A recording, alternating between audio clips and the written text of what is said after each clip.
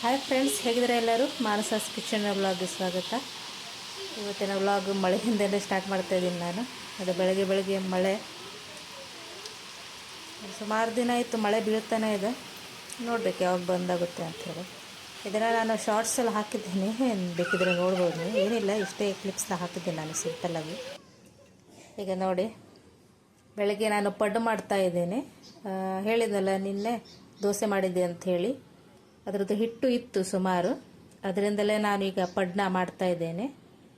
ಪಡ್ಡು ಜೊತೆಗೆ ಚಟ್ನಿ. ಇದರಲ್ಲಿ ಮಾಡಿಲ್ಲ ನಾನು, ಸುಮಾರು ದಿನದಿಂದ ಹಾಗೆ ಇಟ್ಟಿದ್ದೆ. ಈಗ ಯೂಸ್ ಮಾಡ್ಲಿಕ್ಕೆ ತೆಗೆದಿದ್ದೇನೆ. ನೆನಪಿರೋದಿಲ್ಲ ಒಂದೊಂದು ಸತಿ, ಅದಕ್ಕೋಸ್ಕರ ಇವತ್ತು ನೆನಪು ಬಂದು ಪಟ್ಟಂತ ತೆಗೆದು ಮಾಡಿದ್ದೀನಿ.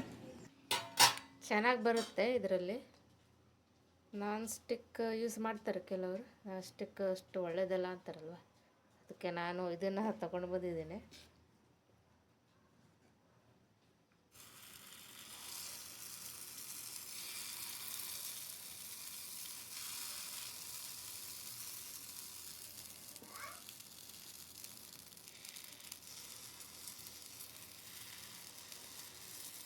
ತಗೊಂಡು ಬಂದು ಸುಮಾರು ದಿನ ಆಯಿತು.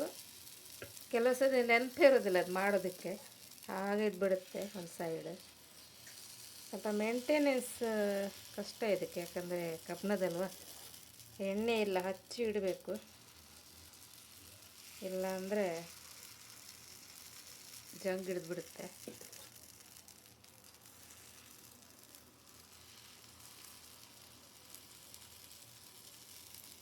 ಸ್ವಲ್ಪ ಮೇಲ್ಗಡೆಯಿಂದ ಎಣ್ಣೆ ಹಾಕಿ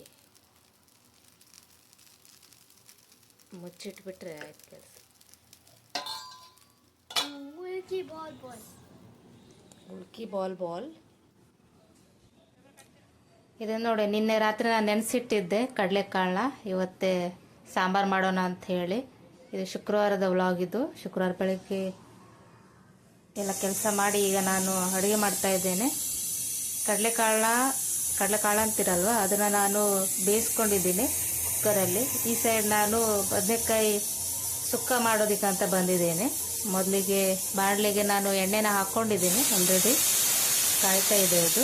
ಇದಕ್ಕೆ ನಾನು ಸಾಸಿವೆನ ಹಾಕ್ಕೊಳ್ತೀನಿ ಇವಾಗ. ಒಂದು ಸ್ಪೂನಷ್ಟು ಸಾಸಿವೆ, ಜೊತೆಗೆ ಜೀರಿಗೆ, ಸ್ವಲ್ಪ ಪಟಪಟ ಅಂತ ಅನ್ನಬೇಕು. ಅದಾದಮೇಲೆ ಸ್ವಲ್ಪ ಉದ್ದಿನಬೇಳೆ, ಇಷ್ಟನ್ನು ಹಾಕಿ ಚೆನ್ನಾಗಿ ಫ್ರೈ ಮಾಡ್ಕೋಬೇಕು. ಫಸ್ಟಿಗೇನೆ ಉದ್ದಿನಬೇಳೆ ಸ್ವಲ್ಪ ಕೆಂಪಗಾಗಬೇಕು, ಕಲರ್ ಸ್ವಲ್ಪ ಚೇಂಜ್ ಆದರೆ ಟೇಸ್ಟ್ ಚೆನ್ನಾಗಿರುತ್ತೆ ಅದರದ್ದು. ಇಲ್ಲಾಂದರೆ ಹಸಿ ಒಂಥರ ಸ್ಮೆಲ್ ಬರುತ್ತೆ ಅದಕ್ಕೆ. ಹಾಗಾಗಿ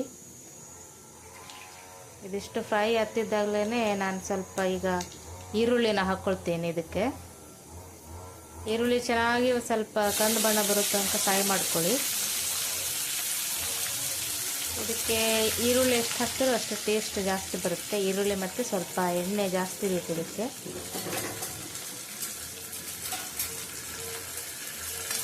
ಈರುಳ್ಳಿ ಚೆನ್ನಾಗಿ ಫ್ರೈ ಮಾಡ್ಕೊಳ್ತಾ ಇದ್ದೀನಿ ನಾನು. ಸ್ವಲ್ಪ ಕಂದು ಬಣ್ಣ ಬರಬೇಕು, ಅಲ್ಲಿ ತನಕ ಫ್ರೈ ಮಾಡ್ಕೊತೀನಿ. ನೋಡಿ, ಫ್ರೈ ಆಗಿದೆ. ಈಗ ಇದಕ್ಕೇ ನಾನು ಟೊಮೆಟೊ ಮತ್ತು ಬದನೆಕಾಯಿ ಎರಡನ್ನೂ ಹಾಕ್ಕೊಳ್ತೀನಿ ಒಟ್ಟಿಗೆನೆ. ಇದಿಷ್ಟು ಚೆನ್ನಾಗಿ ಫ್ರೈ ಮಾಡ್ಕೋಬೇಕು. ನೀರು ಮಾತ್ರ ಹಾಕೋದಕ್ಕೆ ಹೋಗ್ಬೇಡಿ, ಯಾಕಂದರೆ ಬದನೆಕಾಯಲ್ಲೇ ನೀರು ಇರುತ್ತೆ. ಹಾಗಾಗಿ ಮತ್ತು ಟೊಮೆಟೊ ಕೂಡ ಇದೆಯಲ್ವ, ಅದರಲ್ಲೂ ಕೂಡ ನೀರು ಬೀಳುತ್ತೆ. ಎಕ್ಸ್ಟ್ರಾ ನೀರಂತೂ ಹಾಕಲಿಕ್ಕೆ ಹೋಗಬೇಡಿ, ಇಲ್ಲಾಂದರೆ ಟೇಸ್ಟ್ ಚೆನ್ನಾಗಿ ಬರೋದಿಲ್ಲ. ಇದು ಎಣ್ಣೆಯಲ್ಲೇ ಚೆನ್ನಾಗಿ ಫ್ರೈ ಮಾಡ್ಕೋಬೇಕು. ಇದನ್ನು ಮುಚ್ಚಿ ಬೇಯಿಸ್ಕೊಂಡ್ರೆ ಸಾಕು, ಚೆನ್ನಾಗಿ ಬೇಯುತ್ತೆ. ಇದು ಬಿಳಿ ಕಲರ್ ಬದನೆಕಾಯಿ, ಹಾಗಾಗಿ ಚೆನ್ನಾಗಿ ಬೇಯುತ್ತೆ. ಇದು ಈ ಪರ್ಪಲ್ ಕಲರ್ ಬರುತ್ತಲ್ವ, ಅದು ಅಷ್ಟೇನು ಟೇಸ್ಟ್ ಅನಿಸೋದಿಲ್ಲ ನನಗೆ. ಅದಕ್ಕೆ ನಾನು ವೈಟ್ ಕಲರೇ ತರಿಸ್ತೇನೆ ಯಾವಾಗಲೂ. ಇದರ ಟೇಸ್ಟ್ ತುಂಬ ಚೆನ್ನಾಗಿರುತ್ತೆ ವೈಟ್ ಕಲರ್ದು. ನೋಡಿ, ಚೆನ್ನಾಗಿ ಫ್ರೈ ಮಾಡ್ಕೊಳ್ಳಿ. ಇದನ್ನು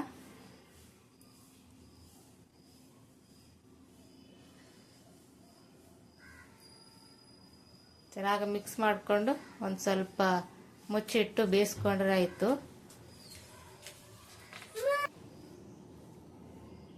ನೀರು ಹಾಕಿಲ್ಲ ನಾನು ಇದಕ್ಕೆ. ಉಪ್ಪು ಅರಿಶಿಣ ಎಲ್ಲ ಆಮೇಲೆ ಹಾಕ್ಕೊಂಡಿದ್ದೀನಿ ನಾನು. ಇಲ್ಲಿ ನೋಡಿ, ಬೆಂದಾಗಿದೆ, ಅದು ಸ್ಕಿಪ್ ಆಗಿದೆ ವಿಡಿಯೋ. ಇದಕ್ಕೆ ಉಪ್ಪು ಮತ್ತು ಅರಿಶಿಣ ಜೊತೆಗೆ ಖಾರದ ಪುಡಿ ನಿಮಗೆ ಟೇಸ್ಟಿಗೆ ಎಷ್ಟು ಬೇಕೋ ಅಷ್ಟು ಹಾಕ್ಕೊಳ್ಳಿ. ತುಂಬ ಚೆನ್ನಾಗಿ ಬಂದಿದೆ ನೋಡಿ. ನಾನು ಆ್ಯಕ್ಚುಲಿ ಆಮೇಲೆ ಕಾಯಿ ತುರಿನೂ ಕೂಡ ಹಾಕ್ಕೊಂಡಿದ್ದೆ ಮತ್ತು ಸ್ವಲ್ಪ ಕೊತ್ತಂಬರಿ ಸೊಪ್ಪು ಇಷ್ಟನ್ನು ಹಾಕಿ ರೆಡಿ ಮಾಡ್ಕೊಂಡಿದ್ದೀನಿ ಬದನೆಕಾಯಿ ಸುಕ್ಕನ. ಈಗ ನಾನು ಸಾಂಬಾರು ಮಾಡೋದಕ್ಕೆ ಬಂದಿದ್ದೀನಿ. ಅದಕ್ಕೆ ಬೇಕಾಗಿರೋ ಇಂಗ್ರೀಡಿಯೆಂಟ್ಸ್ ನೋಡ್ಕೊಳ್ಳಿ.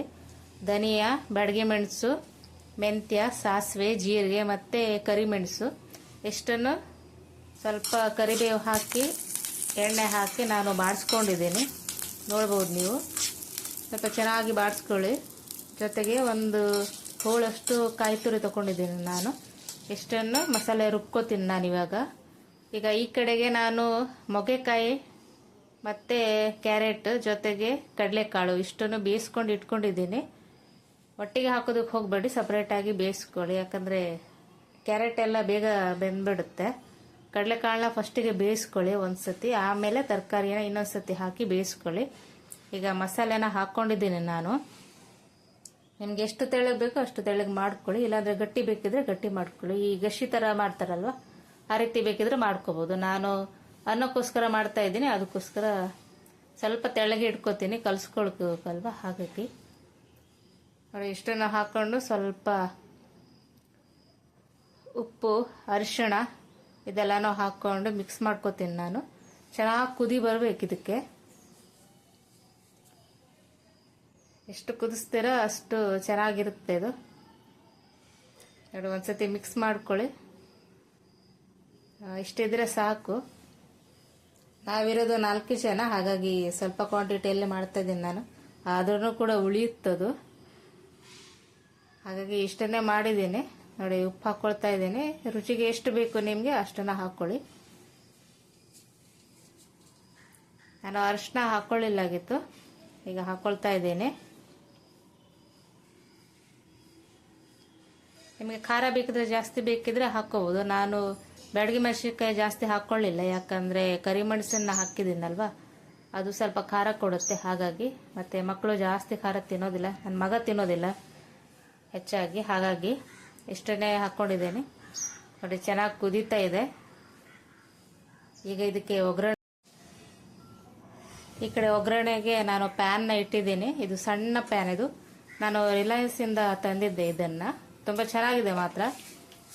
ಇದಕ್ಕೆ ನಾನು ಎಣ್ಣೆ, ಸಾಸಿವೆ ಜೊತೆಗೆ ಬ್ಯಾಡಗಿ ಮೆಣಸು ಮತ್ತು ಕರಿಬೇವು ಇಷ್ಟನ್ನು ಹಾಕಿ ನಾನು ಒಗ್ಗರಣೆ ಮಾಡ್ಕೊಳ್ತಾ ಇದ್ದೀನಿ. ಯಾಕಂದರೆ ಇಂಗು ಖಾಲಿ ಆಗಿದೆ.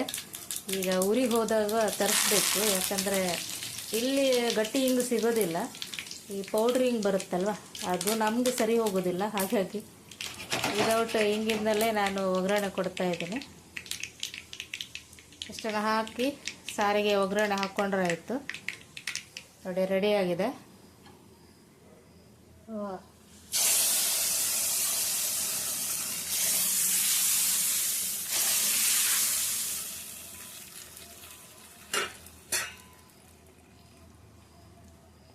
ಇವತ್ತಿನ ಅಡಿಗೆ ಬದನೆಕಾಯಿ ಸುಕ್ಕ ಮತ್ತು ಕಡಲೆಕಾಳು ಸಾರು. ಇದು ನೆಕ್ಸ್ಟ್ ಡೇ ಸಿಗ್ತಾ ಇದ್ದೀನಿ ನಾನು. ಹಿಂದಿನ ದಿನ ಅಷ್ಟೇ ವಿಡಿಯೋ ಮಾಡಿದ್ದು. ಬೆಳಗ್ಗೆ ಸಾರು, ಬೇಳೆ ಸಾರು ಮತ್ತು ಈ ಮಿರ್ಚಿ ಬಜ್ಜಿ ಮತ್ತು ಅನ್ನ ಇವತ್ತಿನ ಅಡಿಗೆ. ಬೆಳಿಗ್ಗೆನೇ ನಾನು ಸ್ವಲ್ಪ ಗಡ್ಬಡಿಲಿದ್ದೆ, ಹಾಗಾಗಿ ಎಲ್ಲದನ್ನು ರೆಡಿ ಮಾಡಿ ಆಮೇಲೆ ಹೊರಗಡೆ ಹೋಗಿದ್ವಿ. ಈಗೆಲ್ಲ ಎಲೆಕ್ಷನ್ದು ಇದು ಬಂದಿದೆ ಅಲ್ವಾ, ಹಾಗಾಗಿ ಫೋಟೋಸ್ ಎಲ್ಲ ತೆಗಿಬೇಕಿತ್ತು.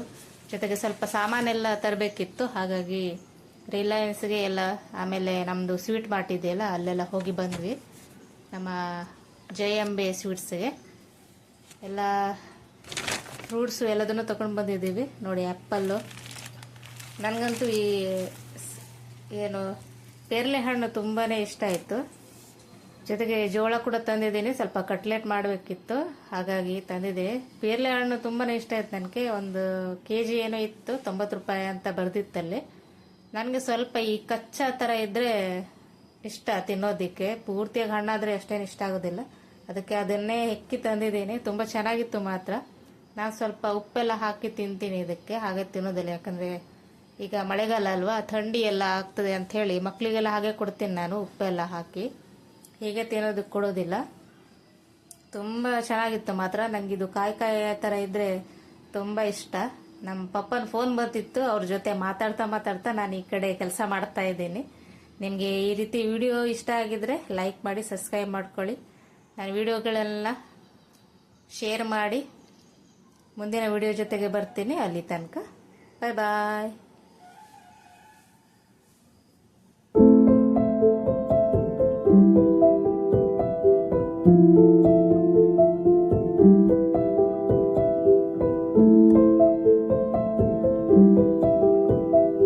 thank you